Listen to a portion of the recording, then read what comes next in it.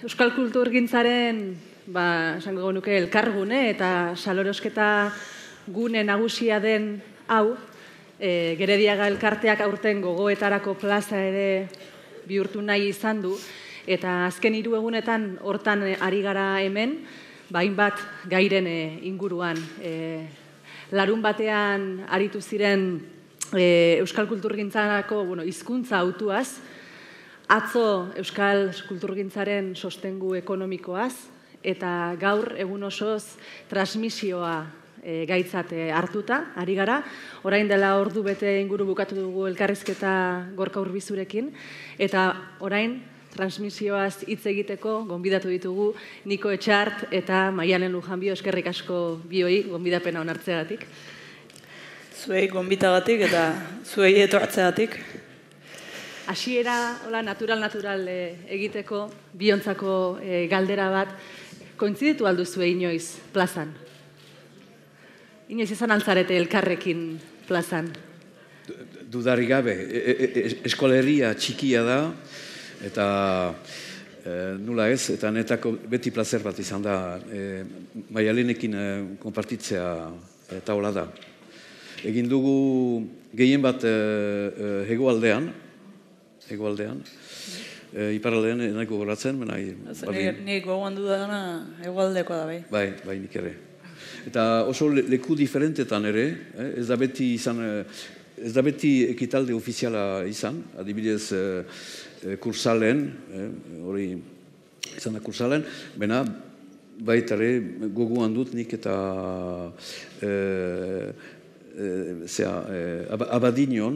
Abadinon oso gabaldi polit batekin genuen bertsoariak, eta kantari bakarra Niko zen. Eta bertsoariek zinez untsa zaintzen naute. Biok ari zarete plazan, biok daukazue ahotsa, nola baitez, gure Euskal Herri txiki hontan, txiki eta puta hontan esan behar nuen Nikok bezala, baina era berean, ahotsa izan arren, nolabait biok ari zarete edo aritu izan zarete ertzetik. Badaukazue ertzaren kontzientzia hori? Ertzetik aritzearen kontzientzia? Nun kokatuko zenukete zuen burua? Nik uste ertza detektatzeko edo ertza izan dedin ezinbesteko dela perspektiba, ez da? Eta perspektibarekin ikusten diala, eta norberaren adatzetik ikusten diala gauzak zentruan edo ertzean, ez da? Xiberua, topiko bat esatearen, Xiberua ertza izango da noski, Durangotik begiratu ezkero, ez? Baina ez altzaitik begiratuta, ez da? Orduan nik nire kasuan esango nuke nik ertzetik aritzearen sentipena ez dudala izan. Edo nagusiki behintzat ez dudala ertzetik aritzeko sensaziorik izan. Naiz eta behar bada gero perspektibatik eta atzera begiratutik edo nundik begiratzen da, behar bada teorikoki konsideratu leike ertzetik aritu izan naizela, behar bada bai, baina sentipenez ni guneko eta taldeko sentitu izan naiz. Beraz ez daukat ertzetik aritzearen kontzientzia hori. Zure kasuan, Niko? Nire kasuan, eran ezake, galdera horrek oso intelektual ikuspegi bat emaiten duela, eta nik uste dut nire kasuan adibidez edo zein xibeotar bezala, Maialenek erranduen bezala, Eskola Herriko zentrua xiberroa da guetako. Eta gainera artista batek, kantari batek edo artista batek, askotan, noa esaten da, bere zilborraz pozik edo kontent izan behar da, egozentriko edo zegit, olako. Eta gainera publiko handi bat suportatzeko artista bat behar da hein bat izan egozentrikoa. Eta horregatik, ni beti zentruan senditu duten burua. Agian orain prestatuta nekan aurkezpenak ez du balio, baina hala ere egingo dut. Pixka bat kokatze aldera zergatik ekarri ditugun gaur Niko eta Maialen, Etxearte eta Lujanbio, transmisioa hitz egitera ona eta biak elkarrekin, ez? Nei esan zidatenean, bikote hau izango nuela lagun edo beraien solasaldia gidatzeko lana neukala, hasi nintzen pentsatzen zerrote zeukaten komunean, Nikok eta Maialenek, eta egia esan hasierako kolpean, ez dakit gauza asko dituzten. Baina pixka bat erreparatzen hasita, nik uste segituan azaltzen direla puntu komunak, ez? Batetik, bion jardunak tradizioarekin lotu daitezke, nahiko estuki, baina esango nuke abanguardiarekin ere baietz. Iruditzen zait aurrekoen sokari tiraka ari zaretela biok, baina soka horri ari berriak ere gehitu dizkiozuela, eta gehitzen dizkiozuela zuen jardunean. Biak ari zaretela kantuz, biak lotzen ditugula plazarekin, baina nire iritzian, Elgoibartik esango dut, baita Elgoibartik eta agian emakume gorputzu batetik, baita ertzarekin ere, ez, lotzen zaituzte dela. Ertzetik aritzea zelako agian momentu batean 70. hamarkadan rock and rolla egitea, edo gaur egun Xiberuko kantagintza lantzea, edo ertzetik aritzea zela eta agian dela emakume gorputzetik bertxotan aritzea, ez? Jainkoari eskerrak enaiz sekula modan izan, Nikok esana da, eta nik ere ez nuke Maialen modarekin lotuko, ez dut uste bertxotan lehen lerroan egotera iritsi denik modari esker. Eta orduan gustatuko litzai dake, gaur zuek biokin hitz egitea horretaz guztiaz, ez? Hori guztiaren transmisioaz, kantuarenaz, bertsoarenaz, ahotsarenaz, ertzaren transmisioaz, modarenaz, tradizioaren transmisioaz, abanguardiarenaz. Eta horrekin, eta ja, bukatu ingo dut, horrekin hasteko 3 hitz etorri zitzaizkidan gogora, tradizioa, transmisioa eta traizioa. Oskideak dira hitzok, eta sartu nintzen Googleen etimologiari begira, eta tradizio hitza latineko tradere aditzetik datorrela ikusi nuen, zeinak entregatu esan nahi baitu. Eta kuriosoki, traizio ere erroberekoa da, eta esan nahi du entregatu, baina kontrako bandoari. Tradizioak belaunaldi batetik bestera entregatzen edo transmititzen denari egiten dio erreferentzia, eta traizioak kontrako bandoari, entregatzen zaionari. Zuek nolako harremana daukazue tradizioarekin? Nik uste dut berso gintzak oso berezkoa duela tradizioa. Ukaezina dela bapatekotasunak eta bersogintzak berak badakarrela oihartzun bat tradizioarena, iraganarena, denboran atzera errotutako jardun bat izate hori berezko duela, ez? Orduan, ezagite, tradizioaz pentsatzen ez naiz jarri behar, bersolaritza zari nahi zenean, ze bersolaritzak bere baitan duen zerbait dela esango nuke. Baino, nahi bada paradoxikoki edo ez, bersolaritzaren klabe nagusia da, beti tradiziozkoa izanik ere, beti garaikidea dela, beti egunean egunekoa eta gunean gunekoa dela. Eta orduan, tradizioaren esentzia hori berezko duen bezala, gaurkotasunaren edo garaikidetasunaren edo momentukotasuna ere oso bere ADN-ean du, ezta? Orduan, pentsamentu korapilatsutan ibili beharri gabe sentitzen da bersotan ari denak nik uste sentitzen duela tradizioaren barruan egotea eta era berean gaur egungo munduan egotea eta egon beharra ezinbestean momentuko gertakizunei eta momentuari eta momentuko jendeari kantatzen ari delako. Orduan uste bersoak hori bere izatean daukala lotua eta aurrerago behar bada hitz egingo dugu, baina hori dela bersogintzaren gaur egungo osasun onaren klabe nagusitako bat. Bai, adibidezenetako askok dakizien bezala, Xuberuan bertsogintza, koblakarriak ez dira hain hedatuak eran nahi du, hori transmisio eta Xuberruan gehien bat gure tradizioa da kantuz egitea, esan nahi du, koplak ikasi behar dira eta kantatu behar dira, hori gaur egun ere jarraikitzen da, eta ni eskola hortarik etortzen naiz. Orduan, nik tradizioarekin ez dut bat ere problemarik. Ni txipitatik, aitarrek, txipitatik izanik ere diasporako haurra, nik haur denbora eta gazte denbora 21 urtiak arte Parisen egin nituen, bena nire kasuan ait eta mak biak ziren berherrikuak, altzukukuak, eta guk gaizkiak eta onak eskuaraz izan ditugu. Horregatik etxean eskuara izan da beti lehen hizkuntza gure familian. Orduan, tradizioarekin problemarik ez, zeta, eta guk ere nolako plazera hartzen, kaier batean kantu berriak ezarten, eta hola, gaua hetan telebista debeku zen telebista ikustea.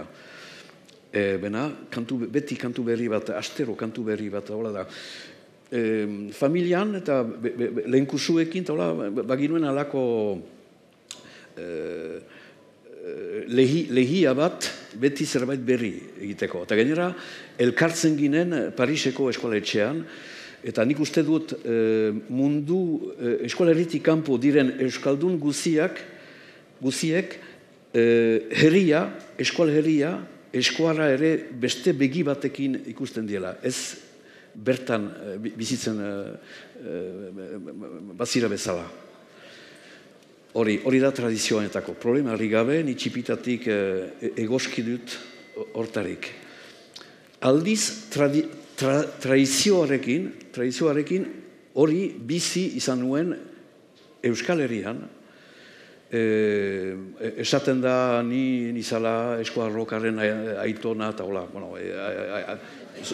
zorionez aiton asko gira. Agian niko bideo bat daukagulako prestatuta, eta nik uste dut momentu egokia dela jartzeko. Ez dakit, uste dut lotu dezakezula esaterazoa zena, iruditzen zait, ikusiko dugun bideo horrekin. Ados. Eskual rock and roll! Bop! Diga! Hiu!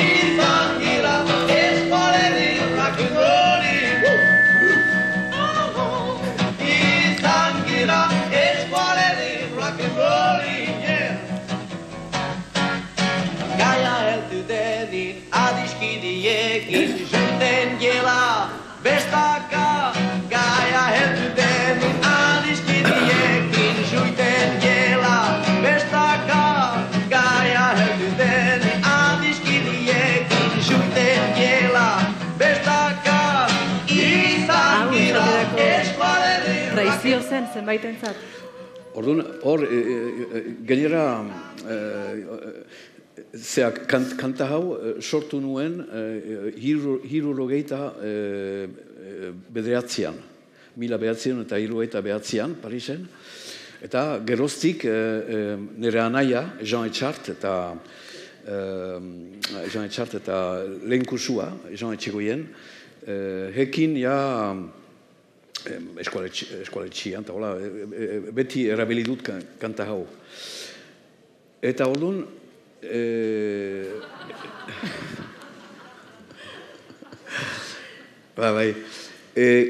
gainera adibidez, eran behar da, nik ez dudala eneburuan ezarri eskual rockaren aitona edo pionerua izango nizanez, edo ez dut sekula plantatu eneburuari, hori. Zorionez, gazte zirelarik, transgresio asko egiteko parrada duzu eta egiten duzu.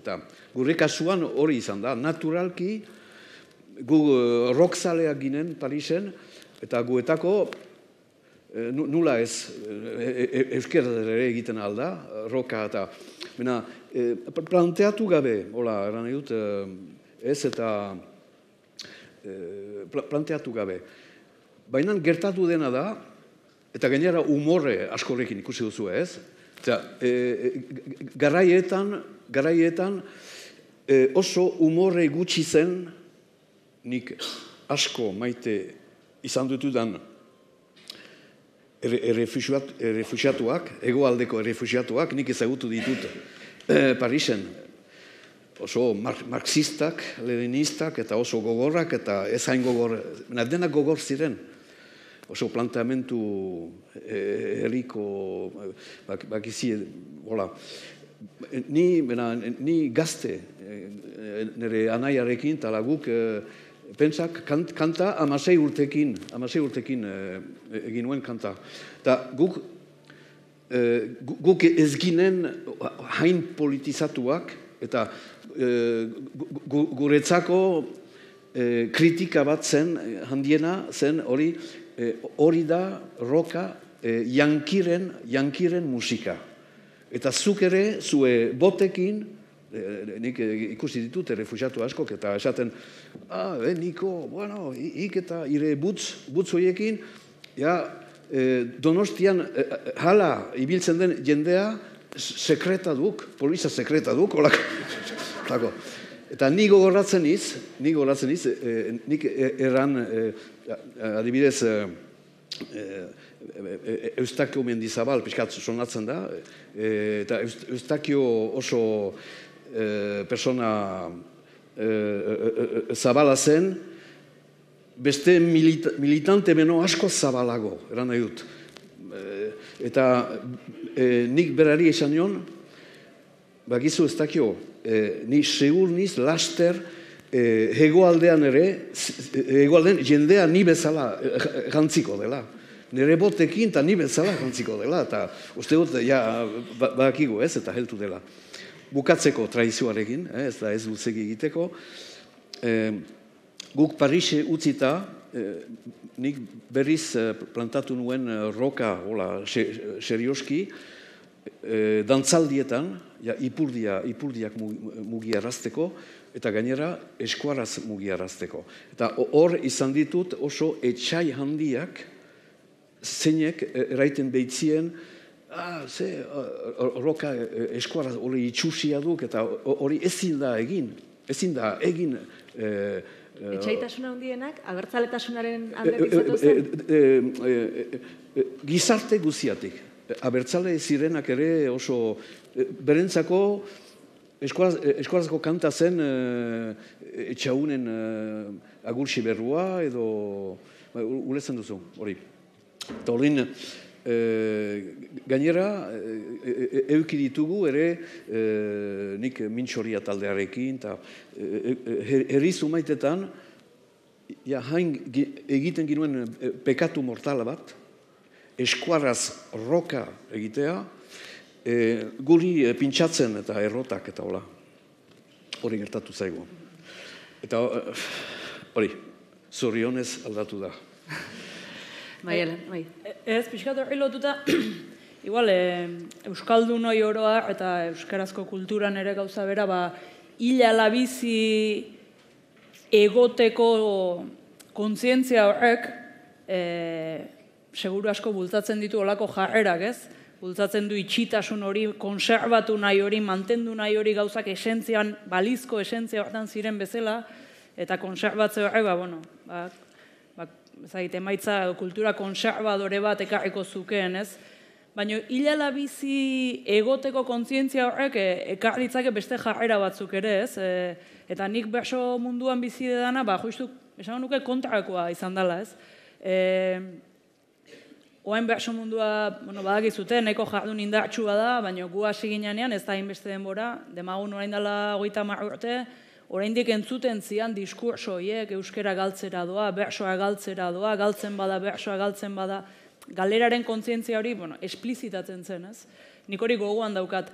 Eta nik uste guk eskertzeko moduan gaudela, eta eredugarria izan dela, bersogintzaren mugimenduaren eta bersolari norbanakoen jarrera, hasteko beren jardun hori zabaldu, irakatsi, belaunaldi berrietara eman nahi izateko, ze hori bapateko tradizio guztietan ez da gertatu, eta bestetik beraien esku zabaltasuna alde batetik eta buru zabaltasuna bestetik gazte jendeak dakarren transgresio edo haustura puntu hori onartu eta integratzeko, ez?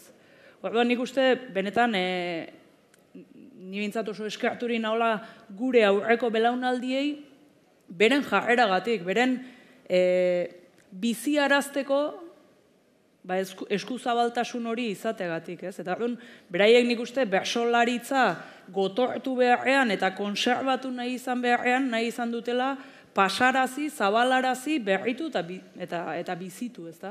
Orduan uste, berso munduan, zorionez gauzak bestela gertatu direla, ez? Eta bai bertsolaritzantako eta bai rokarentzako, eskola rokarentzako, iparraldea eta hegoaldeak alkar indarra metatu dute, ez? Nik uste dut, erran nahi dut, berrogeita hamarreko, hirurogeiko hamarkadan ziren eta Salvador eta Matxin eta Xampun eta oiek, Laskau txikirekin eta bazuten oso harreman handia, eta eran nahi du bertsolaritza eta bai eskual rokak bi forma horiek izan direla, nula eran, nazional identitate bat mugan gainetik gauzak egiteko. Ja, eran nahi du, alor hortan, bertsolaritzan, rokan, ja, algar ulertzen gira bai iparaldekoak eta bai hegoaldekoak. Eta rokarekin berdin izan zen.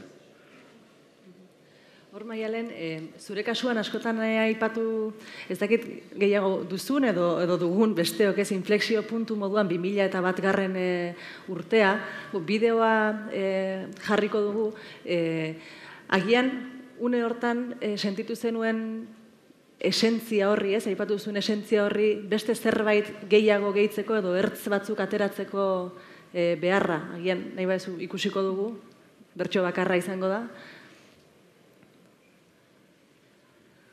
Hona hemen gaia, Maialen. Zure lagun min bat hil zen joan den astean Himalaian.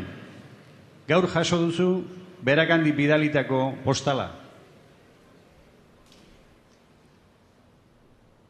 Kaixo, Maialen, zer moduz, oroimena daukat zugan, presente zauzkadalako, nere mendi abenturan, zorionean gabiltza, mendiarekin loturan, badakizu beti gisa, nahi ta ezinaren mugan, makaluko gailu horrek, gu jartzen gaitu liluran, etzirako egongo geran, gailuarekin joskuran, hartzazu musu bero bat, jarri konfiantza gugan, zein bero zen musua ta, nik zeinen hotz hartu dudan. Lehen Nikok esan du beraiek naturaltasunez egiten zutela, eta pixka bat, nik uste balizko hori ezagita ustura bat izan zen, zerbait erantzi nahia, nabardura, nahi dan bezala deitu ez.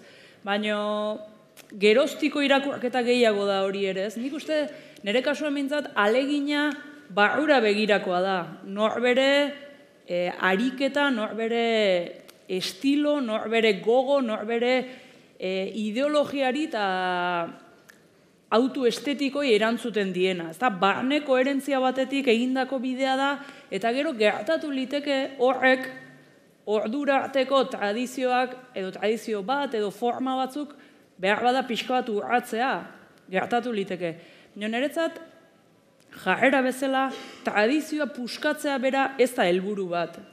Eta behar bada gauzak egiten dira tradizioa puskatzeko, eta interesanteak izan litezke. Baina nire ustez, urratze horrek ondorio gehiago izan behar du, edo nire kasuan baldin eta izan bada, izan da autu personal eta bide personal eta koherentzia propio bati segita egindako bide baten ondorio. Nik sekula ez dut prediseinatu, ezer puskatu nahirik edo gauzak bestek ez bezala egingo ditut gauzak. Olako pose bategatik, ez? Hoi sekula ez dut. Gaina normalki horrek sinisgarritasunik ez du, ez? Normalki nahiko barru hutsa izan liteke ariketa hori, ez? Piskate estetikoa, ez? Eta niri hori puskatzeagatik, ez dut ukatzen interesgarri izan litekenik, baina ez da nik hautatu izan dudan jarrera bat. Izatekotan ere, balizko puskatze edo urratze edo mugiarazte txiki hori, norberak egindako eta beste arrazoi batzuengatik egindako autuaren ondorio izango da betirez. Eta zure autua momentu hortan, zein zan? Personalki, ez dakite, erronka edo gogo edo zeneukan, ez? Hori... Ni garai hartan pixka bat...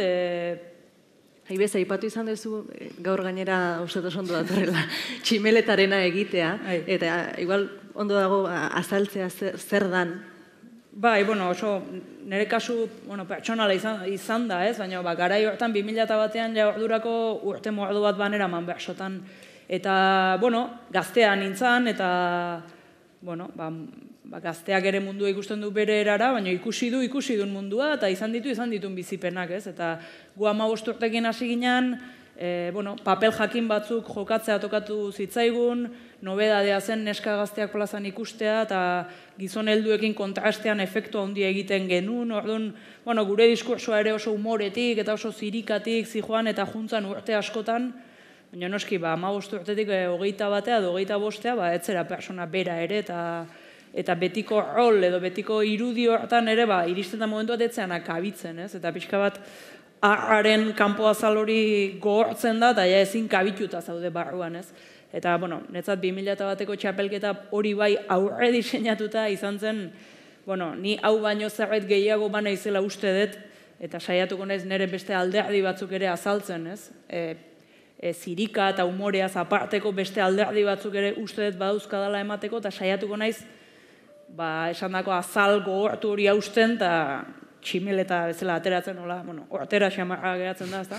Baina, autua hori izan zen, 2001ko txapelketa hortan, eta pixkat berso honek usten dut ondo representatzen duela, behar bada garai bateko bersokera askoz tajanteagoa, kontundenteagoa, arrazoiketan oinarrituagoa, saiatu nintzala beste era batera ematen, ez? Hori izan zen pixka bat alegina, baina alegin personala, ez? Kanpora begira eta kanpoan dagoen egoeraren araberako maniobra bat. Baizik erabat nire bizi beharrak, oholtza baten bizi beharrak eta nire sormen gainak eta nire izateak eragindako aldaketa bat, ez?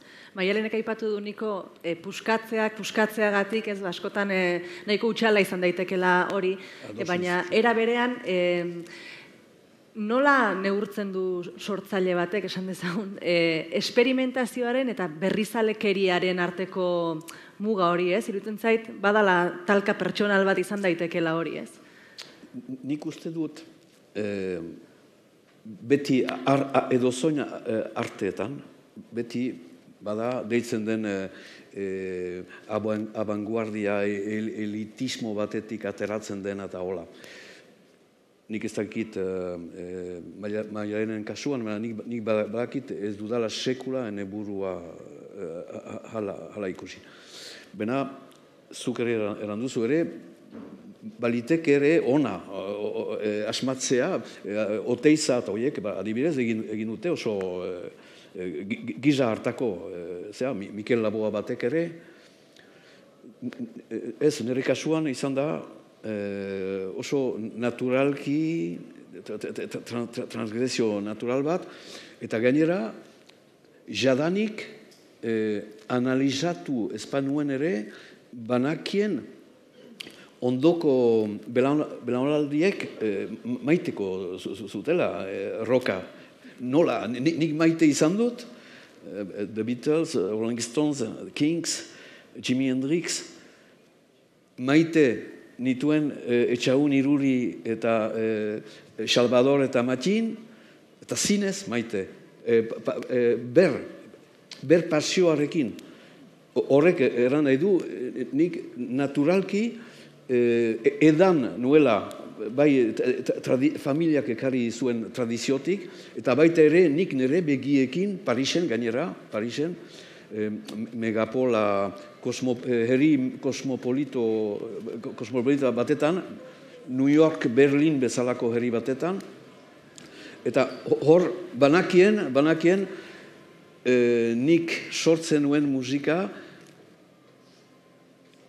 egun batean plazer egin ziala eskual herriko entzuler, eta kalkulatu gabe izan da prozesu guztia. Transmisioa zari gara, eta lehen ere aipatu duzu Maialen, nola beti desagertzeko zorian egoteko beldur horrek nola eragiten digunez askotan konservadoreak izatea, eta zuk aipatu duzu ez nola maite zenituen berdin, bai kanpotik zetu zen estilo eta kantari haiek, eta bai etxetik eta herritik, edo zure kasuan gurasoen gandik ez, jasotako haiek. Gaur egun nola sentitzen duzue horien arteko oreka? Esan nahi dute Euskararen eguna izan da aste honetan, eta kasualki eskola batean izan nintzen, eta 11 urteko umei pertsonaia bat eskatu, eta ezin zuten Euskaldun bat burura ekarri. Aipatzen zituzten guztiak telebistaz jasotakoak ziren, ez? Horre... Galdera zaila da, ez? Nola soluzionatu hori, baina, ezagin, nik esan ezake bertsolaritzaren ikuspegitik begiratuta tradizioaren transmisio hori edo kulturgintzaren transmisio hori eta referentzien transmisio hori zaila dela gaur egun modu naturalean gerta dedin, ezta? Tradizioa modu tradizionalean pasa dedin, zaila da, eta bertso gintzak guze esango dugu, ezta? Ni bertsolaria alima naiz izan da tradizio hori bere garaian diseinatu egintzalako, ez? Ikastolak sortu ziralako, bertso eskolak sortu, asmatu ziralako, bertsotan bapatean egiteko sistema modu bat, Xabier Amurizak zabaldu zuelako. Orduan, ni horren estrategia horren aurra naiz, ez? Eta horrek pentsarazten dit, gaur egun ere, seguru asko, gaurkotuta, baina modu estrategiko batean pentsatu beharko dela nola transmititu gure kultura hori eta gure referentzia horiek ondorengo belaunaldietara, ez? Zein dan estrategia hori, beste gune batzutan pentsatu beharko da, baina nik uste batetik hori transmititu egin behar dela. Bestetik, etxi beharko degula eta ezinbestean bidean galduko dela guretzat hain importanteak izan ziren hau edo beste, edo halako kantu, edo halako kantari, edo halako bersolari. Etxi beharko dugu, galera bat dakar berritze horrek, eta irabazpide bat ere bai, baldin da aktualizatzen baldin bada. Transmisioa beti dago negoziaketa hartan, ez? Galera eta irabaziaren arteko negoziaketa hartan. Eta ezagit, gero esango nuke, bersogintzaren ikuspeginti begiratuta adibidez, eta ia balio duen estrapolatzeko, baina zaila iruditzen zaidala gaur egungo neskamutikoek, berso eskolan dauden 11-12 urteko neskamutikoak Salvadorrekin edo txirritarekin zaletzea. Osea, hori bere hortan transmititzea behar bada nahiko gauza zaila iruditzen zaidala. Ni ere ez nintzen txirritarekin zaletu. Ni zaletu nintzen seguruna Andoni Gainan bidez eta Sarasuan bidez, eta gero haien bidez Amuriza gana, eta gero haien bidez txirrita gana, eta hizkuntzarekin eta bersoarekin zaletu nintzen ala asmatu nuen edo jakin nuen gozatzen berso zaharrak, ez? Nik 11 urte nituenean berso zaharrak pixka da arrotz zitzaizkidan, tematikoki, hizkuntza aldetik, forma aldetik, eta aldiz orain izugarrizko perlak iruditzen zaizkit.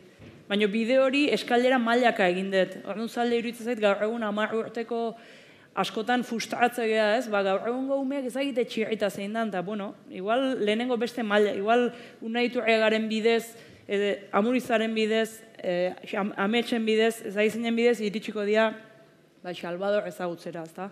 Orduan, musikan ere uste pasatzen dela, ezagit, behar bada gaur egungo gaztek ezagit, Mikel Laboa zein dan jakingo duten, igual, Txinaurriaken bidez ezagutuko dute, lehen Txerokiren bidez asko ezagutu zuten bezala, eta bar, ez? Orduan, eskailera mailaka errexagoa ote dan atzera egitea, ez? Maialenek aipatu du, Niko, lehen ere justu Gorka Urbizurekin aritu gara hortaz, nola Bertsozale elkarteak, orain dela 30 urte eta handik ona badaukanez transmisiorako plangintza oso bat, eta aurretik pentsatu dan nola transmititu beharko litzateke, ez, lehendik datorkigun ari hau, eta nola egokitu gaur egungo, ez, etengabe, ez, gaur egungo gizartera eta gaur egungo erronketara. Kantagintzan bada alakorik, posible da alakorik, Gorka Urbizuk adibidez aipatzen zuen, agian bertsolariok beharrizan antzekoagoak dauzkagula gure artean, eta musikan adibidez hain estilo diferenteak eta izan da, zaila egiten dela, baina uste zu egiten dena baino gehiago egin ahal izango litzatekela transmisio horren bidean? Nik uste dut gai hortan ere berezi behar da Ipar Euskal Herria eta Hego Euskal Herria. Eni iduritzen zait, Hego Euskal Herrian, adibidez eta bertsoarien elkarteak indar handia du, plangintza bat, eta herri-zeri antolatzen ditu zeak eta hola. Eta bainan Hego Euskal Herria funtzionatzen da, eran nahi du, eskuarra kanalean bizi da gizarteko zati bat, zati txiki bat, eta zati handiena Kastilianeko kanaletik pasatzen da. Eta hori, jende horrek ez daki ere ze pasatzen den. Adibidez, nik pentsa egiten du 40 urte harri nizala, 40 urte beno gehiago harri nizala kantan, bai Ipar eta Hego aldean, eta ÖTB bian aldi batez bakarrik egin dut, eta egia da, ene castellanoa pixka bat desastrozoa da, badu berri xarma, Bena, aldi batez bakarrik, eta nik uste dut ez dela normala hori, nik uste dut ez dela bat ere normala. Eta orduan, aldiz, Ipar Euskal Herrian badakigu, han lehen eskuara indartsua zen lekuetan galtzen ari da, Xuberuan adibidez eta hola.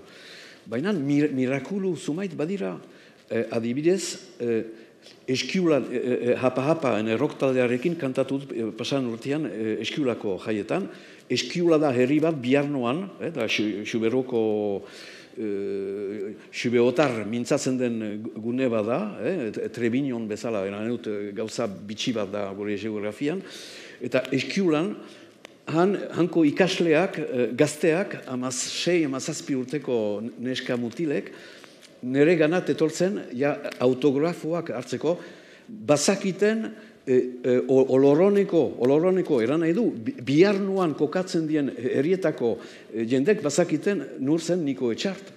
Eta eskolan eskolan lan egiten dituzte lanak eta eskualkanta gintzari buruzko zeak eta hautegua. Eta nik uste dut harrigarri dela. Eta horregatik oso diferentea da. Eran nahi du, klar izateko, argi izateko, eran nahi du.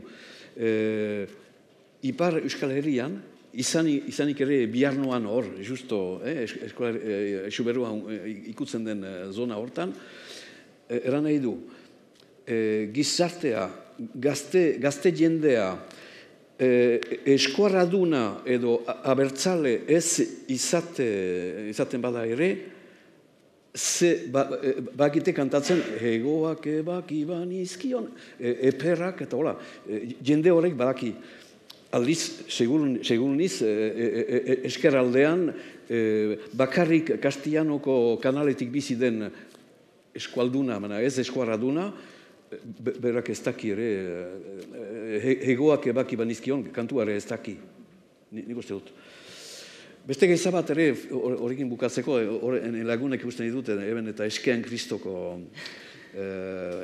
Aritz eta Pello, Artabe. Eta adibidez, beste mirakulu bat ere ikusten dut.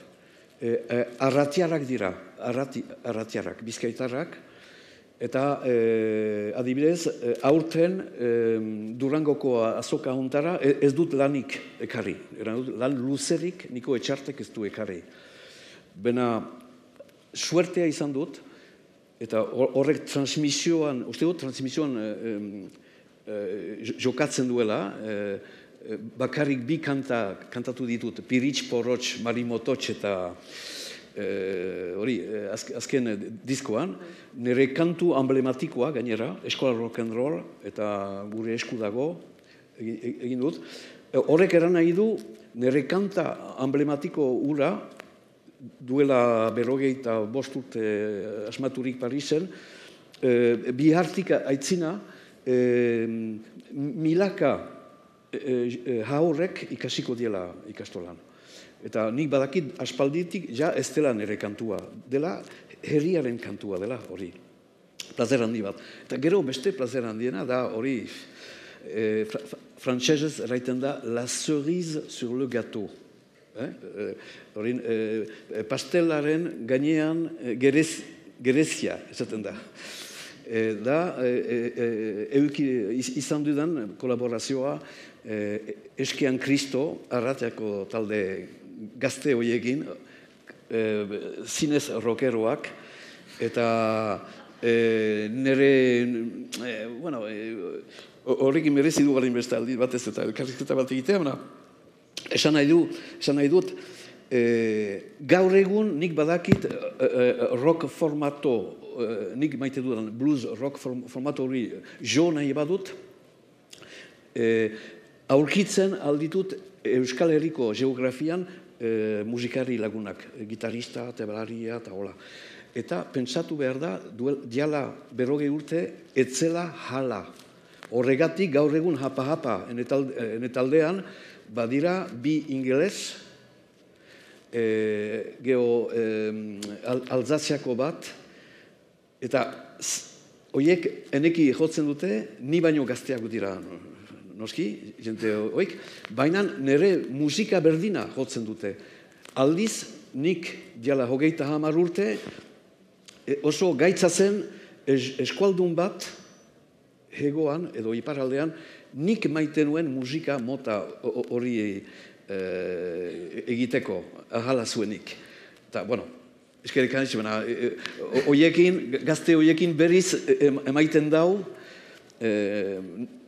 nik pentsatzen dut transmisio lan hori egiten dudala, hori ere pentsatu gabe, gaztek zaharrari emaiten di ere gauza berriik egiteko. Uste Maialen zerbait egiten da. Justo hori esan, beti transmisioa ikusten dugula goitik bera datorren gauza bezala, baina beti gora ere gertatzen dela transmisioa, ez? Eta belaunaldi berriek ere berritzen dute zaharragoa eta magma horrek batzuen eta besteen artekoak gintza bera berritzen du, ez? Eta horrekin lotuta, bai, bueno, detalle bezala, baina nire honek ere izen propio asko bota ditut, Andoni, Txirrita, Salvador, bat eta beste, eta gero pentsatzen nuen, bueno, gaina transmisioaz ari gera, baina behar da garrantzitsuena ez da izen propio horiek ezagutaraztea, edo guretzat mitoak izan dian horiek nola ez dituzte ezagutuko ondoko belaunaldiek, ez? Bueno, behar da hori ez da garrantzitsuena, hau edo ura edo beste ezagutzea, baizik gintza bera, berso gintza edo musika gintza, euskeraz edo zer egiteko grina hori, sortze grina hori transmititzea, ez? Eta ez hainbeste, beti esanguratsua da, gure mitotxoak ezagutaraztea, bueno, normalki esanguratsua izaten da, baina, bueno, garrantzitsuena ez da izen propioak transmititzea, baizik gintza transmititzea, ez? Eta gainera, Eskean Kristoen diskoa, Bizkaitar, oien, deabru oien diskoa, izen xuberotara dauka.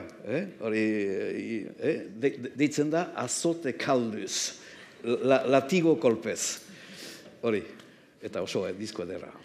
Lehen, niko pare bat aldiz aipatu duzu ja mirakulua, eta justu zurekin batera mai hoien arti egindako elkarrezketa batean, berak aipatzen zuen hau, esaten zuen, lehen elkartasun gauza bat zen kantua, elkarrekiko harremana egiteko eta sendotzeko zen kantua.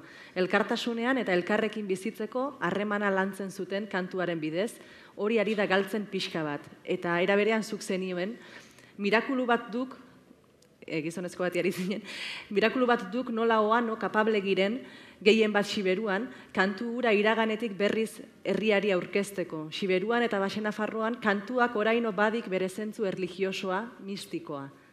Mantentzen da oraindik mistika hori Siberuan? Dudarik gabe. Eta hegoaldean aldiz? Oso hegoaldean gero eta gehiago ikusten ditut uarte txikiak, Larrabetzun, Donostin, Astigarragan, Bastan aldean. Gainera, lehen etzen posible, gaur egun kapable dira Sibeotarrak bezala kantatzia. Ni harrituta, egon niz nola ikasten dien, Zamudio, hor badia jenteak ibiltzen direnak eskolaz eskola ere, kantuak jakasten eta hola.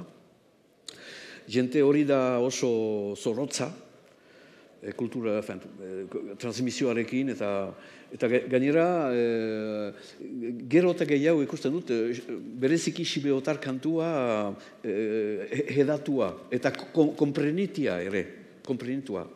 Ulertzen da, badira jendeak, konprenitzen behiti Sibeotar kantua, Sibeotar bat bezala. Eta nik uste dut ez dela bat ere gaizki, hori.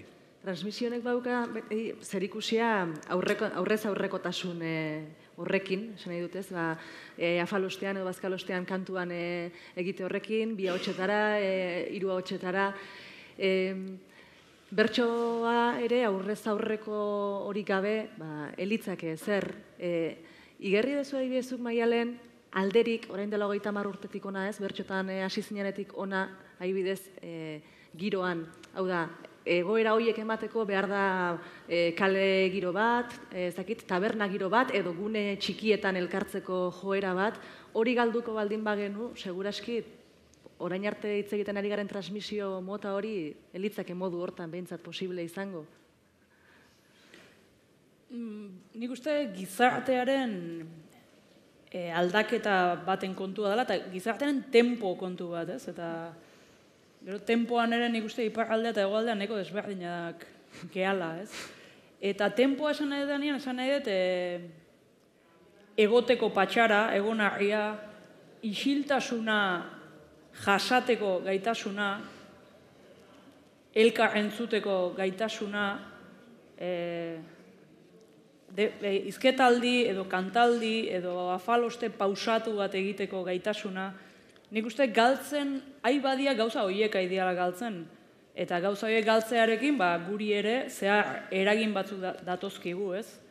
Esate bateako, tabernetan musika balin badago beti jarrita, tabernetan bersoak egotea, jendea bersotan hastea edo kantuz hastea, nekeza izango da, ezta? Gizartearen izaerari lotutako baldintza batzu diala gu eragite gaituztenak. Eta dena den esango nuke bersogintzak bere ezaugarriegatik eta bere jardunak edo performanceak edo akzioak berak duen xumetasunagatik oraindik ere mantentzen dituela horietako ezaugarri batzuk.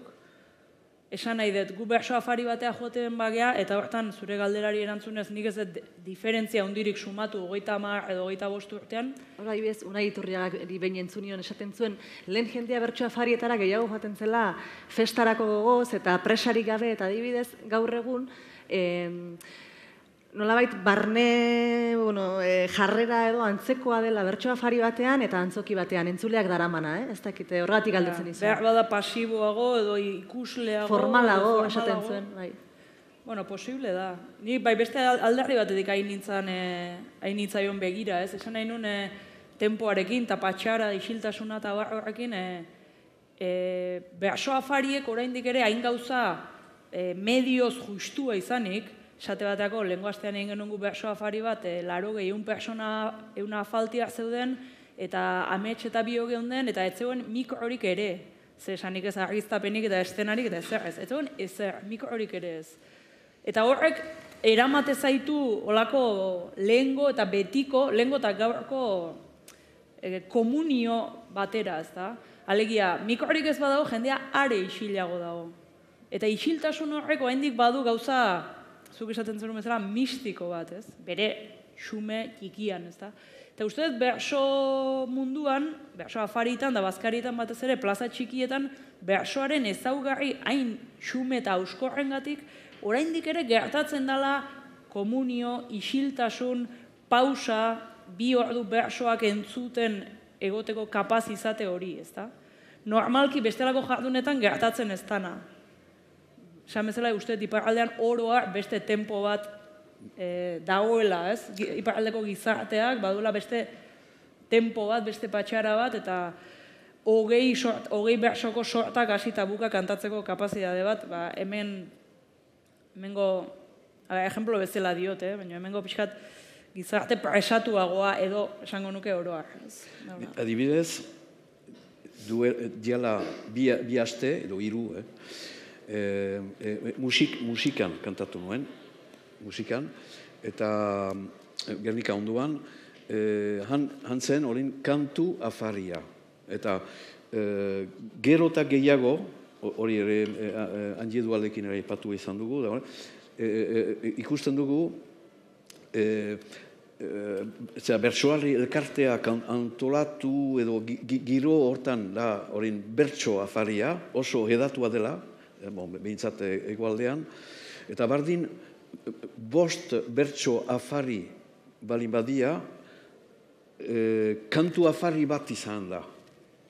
Eta horregatik ere ikusten da, hor ere, eta askotan jende berdina da, ez? Eta zale, bertsoariare zale da, ez? Kantuarekin eta hola.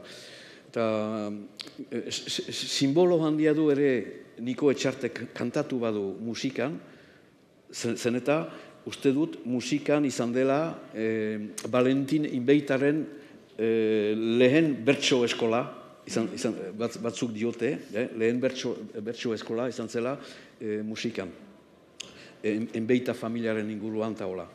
Eta horren, nik arrotasunez, kantari bezala, kantatu nuen diala 2 aste horren musikan. Adibidezuk, Niko, esan izan duzu, hegoaldean euskal musikak ez daukala ia presentziarik, eta ez dagoela berotasunik publikoaren aldetik. Adibidez, euskal musikak badu presentzia handia ostiraletik geroz, hemen Durangoko azokan, hori izugarrizko emaiten du, eta gero desagertzen da, Euskadi iratia, Euskadi gaztea entzuten da, Siberotik Gernikara joiten izalaik, 3 orduko viaje batean, bidaje batean, hori Euskadi iratia edo Euskadi gaztea ipintzen dut, eta zemat, 3 kanta eskuaraz? 3 kanta eskuaraz. Aldiz, iparaldean, bueno, irratiak ez dira hain profesionalak edo hain pastorizatuak, han askoz gehiago entzuten da, eskola musika askoz gehiago. Eta zer eran, ordin zure galderari hobeki... Ez, bueno, hori galdetzen presentziaren inguruan. Presentzia, hori penagarria da, justo bai literaturan eta bai musikan, musikagintzan, Durangok badu hori ze handi izugarizko eskaparate ze hori zea. Eta gero edo zu zira kanal eskualdunekua edo kanal kastilanekua, eta bada lehen dibizioa eta bigarren dibizioa. Eta bertsogintzari dagokionez, beti esaten da, azken boladan asko aditzen da, presentzia handia duela. Zuk nola ikusten duzu bertsolaritzaren presentzia eta publikoaren berotasuna bertsoarekiko?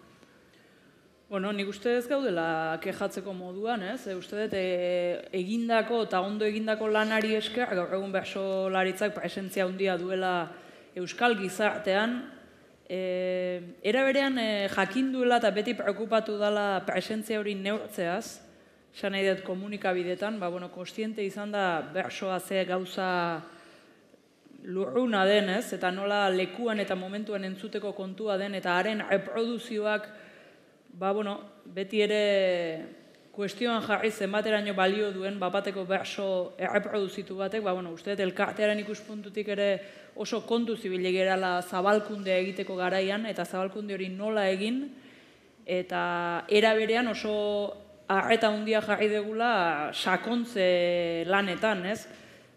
Lurraldean zabaltze ezagutzera eman, eta sakontze horretan orduan, uste dut ez gaudela kejatzeko moduan, jendea berso saiotara etortzen da, harrera beroa da, behar bada zenbat eta publiko berri gehiago etorri bersolaritzaren erritualak eta parafernaliak eta performanceak ezagutzen ez dituen jendea ere badator, eta horrek batez ere ekitaldi handietan badakar desajuste txiki batzuk, arazo txiki batzuk, baina uste dut detalle mailakoak dirala hilala biziko kontu bat eta zai geanean. Eta uste dut, bersogintzak gaur egun, zorionez, eta bisio lan bati esker, eta transmisio lan oso on bati esker, gaur egun presentzia eta presentzia zabala eta erroak nahiko sustraituta dauzkala. Oroar, lupa jartzen hasiko bagina, noski ez dut hemen triunfalista izan, badago zer egina eta zer hobetua, baina oroar uste dut jardun bezala egoera osasuntsuan gaudela. Eta bertso gintzan, bada kantagintzan ez den gauza bat, da lehia. Bertso gintzan, zaldi trosta batetan bezala, jakin nahi da, nor lehen aterako den, eta zaleak badira, oso zaleak badira eta hola, eta kantagintzan ez da berdin, ez da halako zeik. Eta nik uste dut oso bertsolari munduak,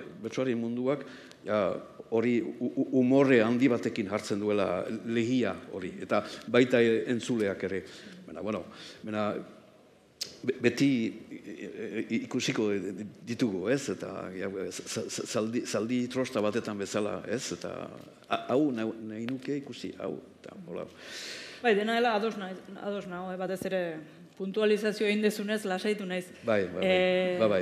Esan nahi dut, lehen esan dedan bezala, bersolariak gu baino helduagoa dianak oso eskuzabal jokatu zutela beren jardun hori beste ongana zabaltzeko garaian, ze badaude tradizio batzuk, esate bateako, Ego Amerikan tabar, non badaude trobadore edo improvisadoreak esaten dutenak, pena dala ez daukatela jarraitzailerik, beraie bakarrik gehatzen diala, eta, pena dala, baina beraiekin galduko dela troba edo repentismoa, eta, denborarekin kontuatzen zea, beraiek ere ez dutela transmititu nahi protagonismorik ez galtzeko, ez?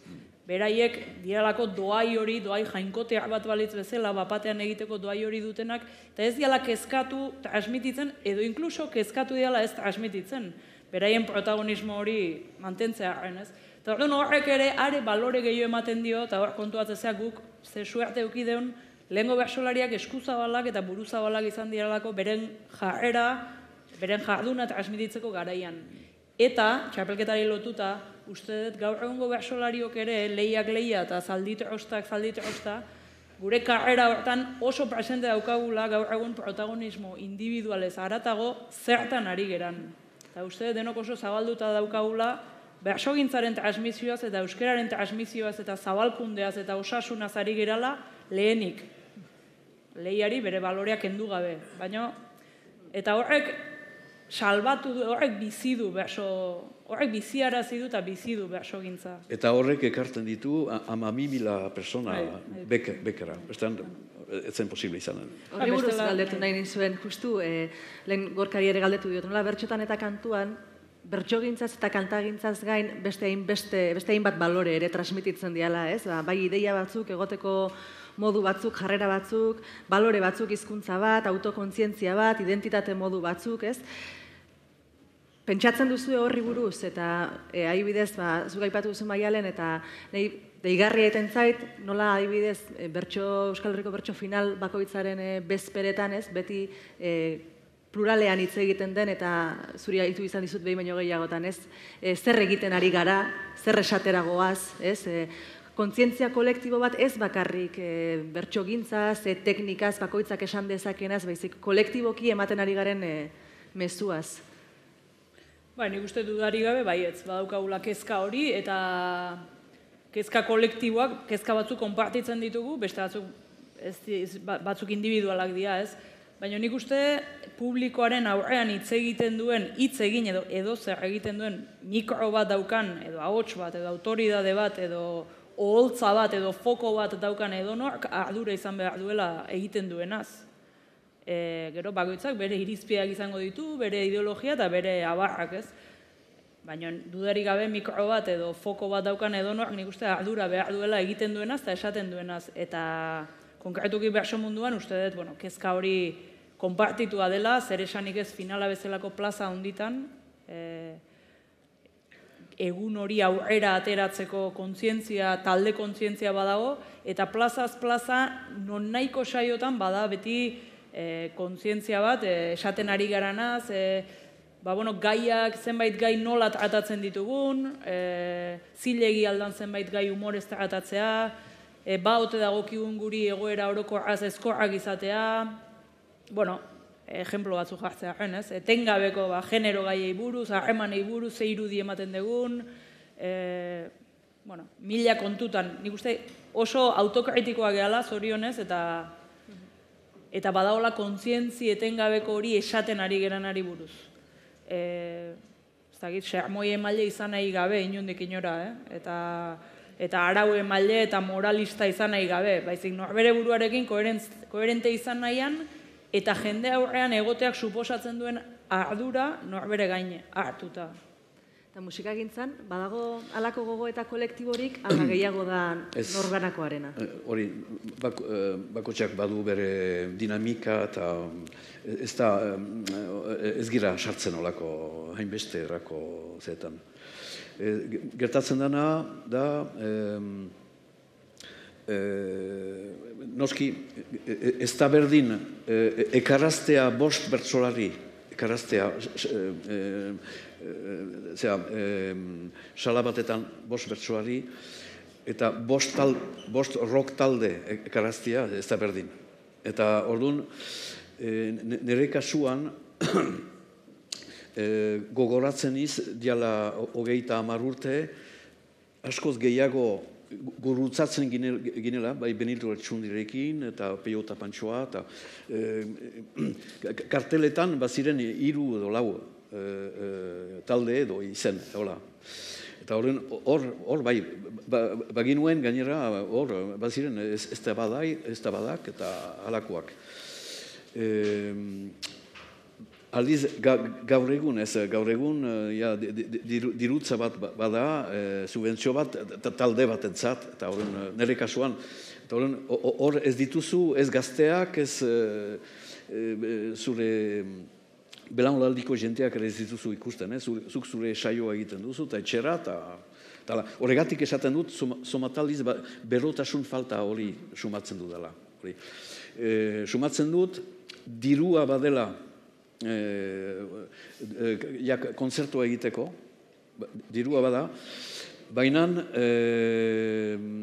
ematen du diru hori dela erreteko, bueno, ekintza bat egiten dugu, hor, eskualaren alde, eta baina zorionez beti, bada publiko bat, zale dena gutxi gora berra, eta zuk ere zure lan egin behar duzu berrotzeko publika hori ez.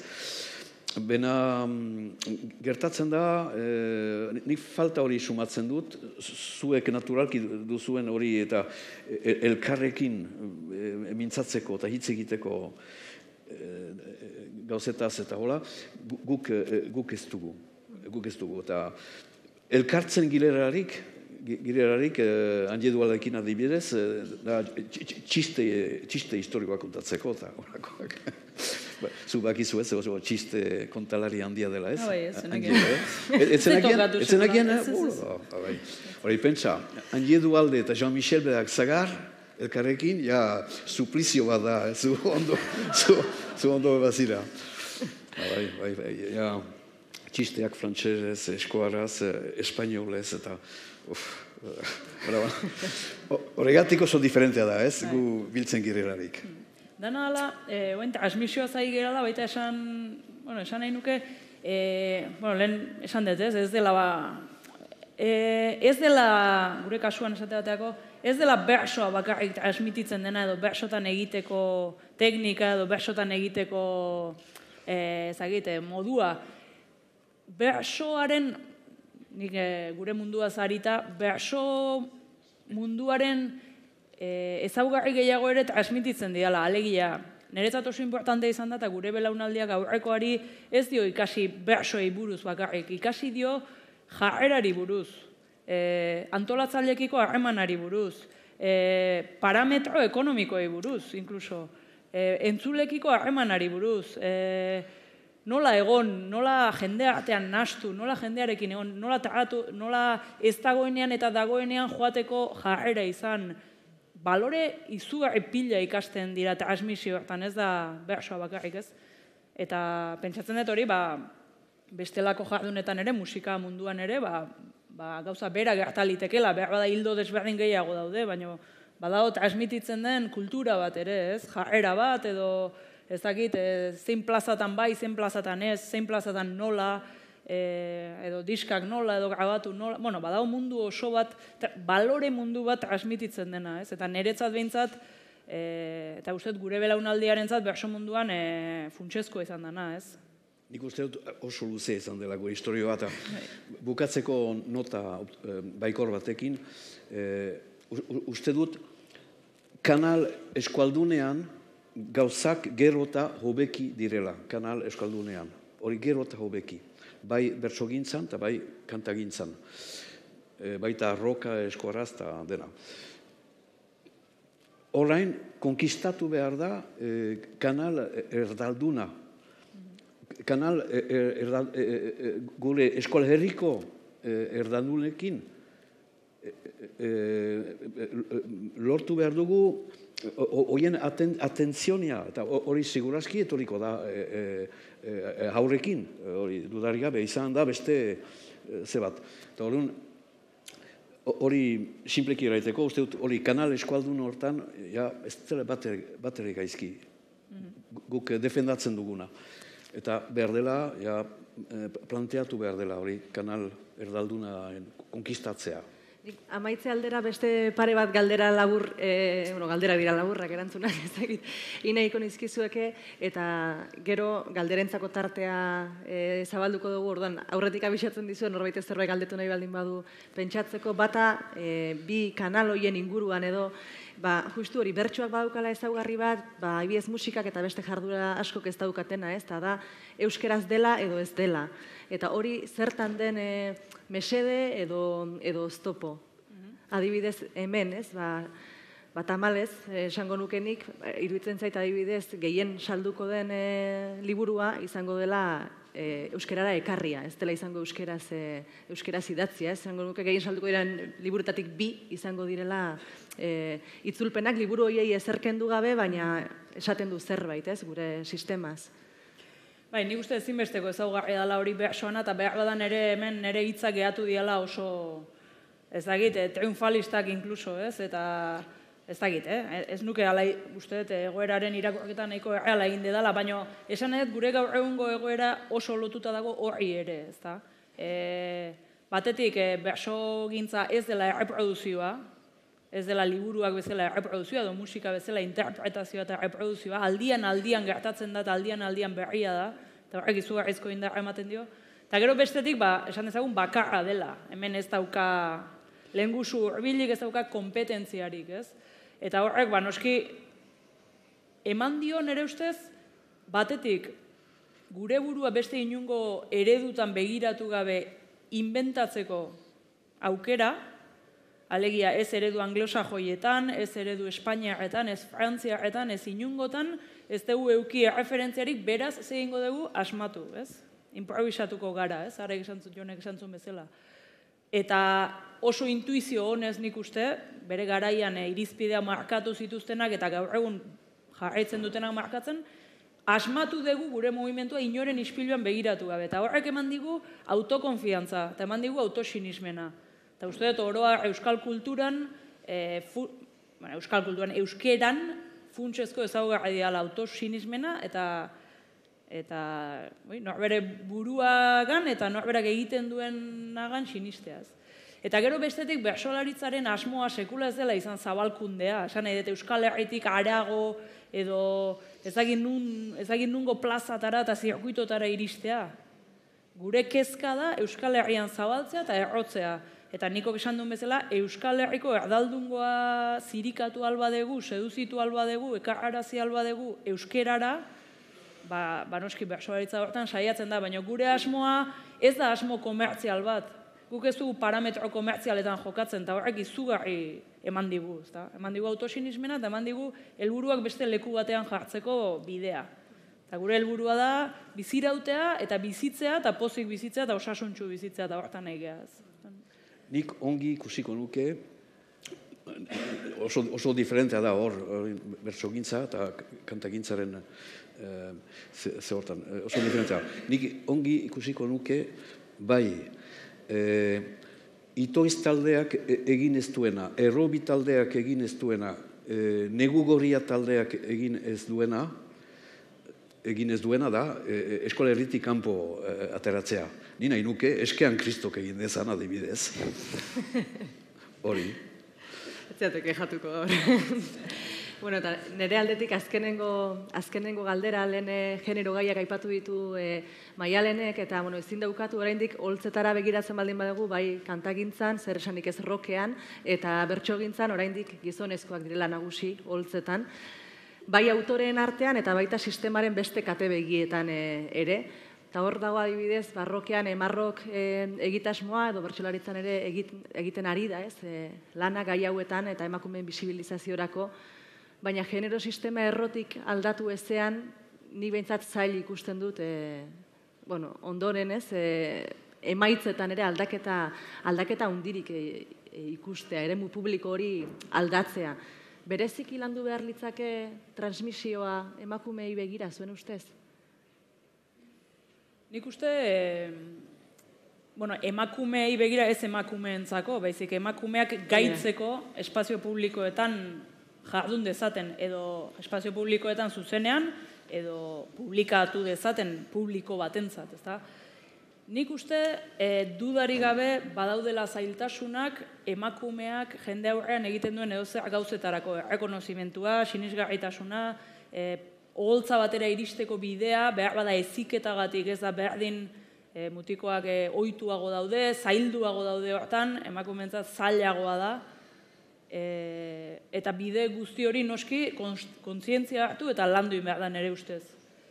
Baina hori esanik, esango nuke, desoreka horren jabe izanik ere, eta desoreka hori lantzen arituta ere, aldi berean jabetu behar degula gaur egun musika munduan erreferentzi oso potente daude emakumezkoak, antzerki munduan referentzia oso potenteak emakumezkoak, literaturan ze esanik ez, bersolaritzan bai, gero eta gehiago, gero eta anitzagoak, gero eta hobeak. Beraz, badaude referentziak, badaude bidetxi urratuta, eta oinarrizko lan hori egiten den aldi berean, uste dut, garaia dela, gure buruaz errukitzeari utzi, eta ekiteko, eta egiteko. Ja, tokatzen dela, ukatu gabe desoreka hori, eta noski hori lantzen arituta etengabe, baina, pixka konplexua galdu, eta badaude referentziak, potenteak, asko, anitzak, onak, esparru guzietan, euskal kulturaren esparru jardun, sortze jardun, gehienetan erreferentzia emakumezkoa dauzkagu puntaren puntan, eta, horrek adierazten du, badaudela bideak urratuta, eta ekiteko garaia dela, eta egiteko, eta pixka bat desoreka ukatu gabe, errukitzeari utzi, eta egiteko garaia dela, esango nukenik. Agian bereziki kostatzen da niko, haibidez, rokak, berarekin dakarren jarrera errebelde horretan, edo zuk lehen aipatu duzu, umorea, provokazioa, agian bereziki kostatzen da hor. Ni ados niz, Mailenik eranduenarekin. Aldatu da denbora nun emazteak inkapaz bezala, inkapable bezala ikusirik diren. Nik uste aldatu dela. Bakarik izen zumait eman ditut, jadanik zeamein aiora renteria, urteak egiten du, gutxinez 10 bat urte hor dela, eta lan egiten, eta oso ona. Badira, izenez pila bat hala, bat ez dut ezagutzen, bakarik entzun dut bi kantaetan, neu bat taldearekin eta Izaki Gardenekin, deitzen da Libe Garcia de Cortázar, deitzen da, irakurri ditut bizpairu artikulu, baita ere Halabedi iratiaren bere 30 ospatzeko diskoan agertzen da bi kantan, eta nik gizonezkoa izanik ere, nik gogoa dut, eta hain hunkitu nau kantari horren lana entzuteko. Esaterako emakumez osaturiko banda bat? Ene ametsa. Ene ametsa da hori askotan nire munduko jentea baki, ene ametsa bada, jainkoak gure badau,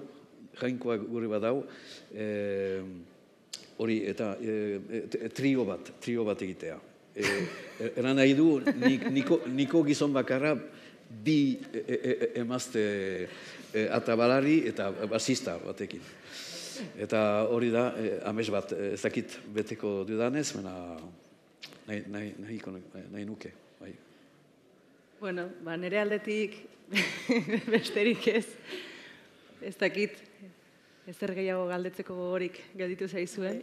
Bakit bero egiten dula, baina. Horrai duzu enemaitia partitzeko tenoria.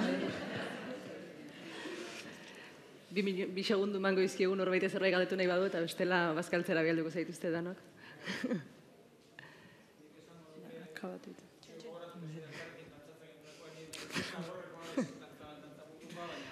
Gai hortan gabiltza orain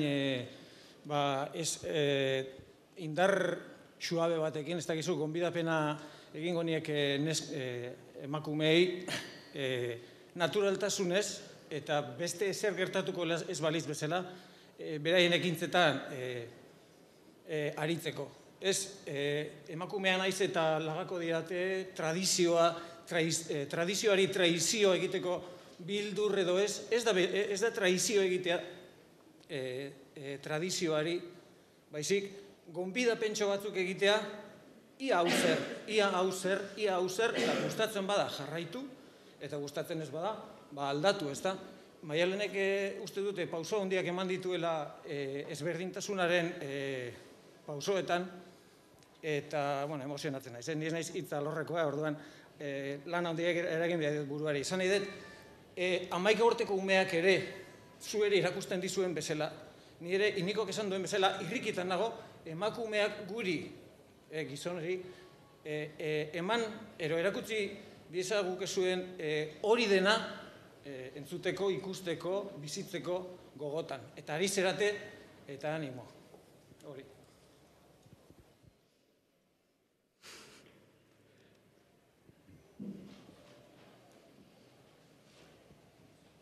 Dago beste inor. Bueno, eskerrik asko, Niko, eskerrik asko Maialen, nik uste solasaldi oso polita osatu dezuela bion artean. Bakarrik gogorarazi, arratsaldeko 5:00 transmisioaz jardungo gerala berriro ere, Jon Sarasuarekin, Ander Lipusekin eta Mari Jose Olaztiregirekin, eta danok zaudetela gonbidatuta, eta nahi dezuen arte, eskerrik asko.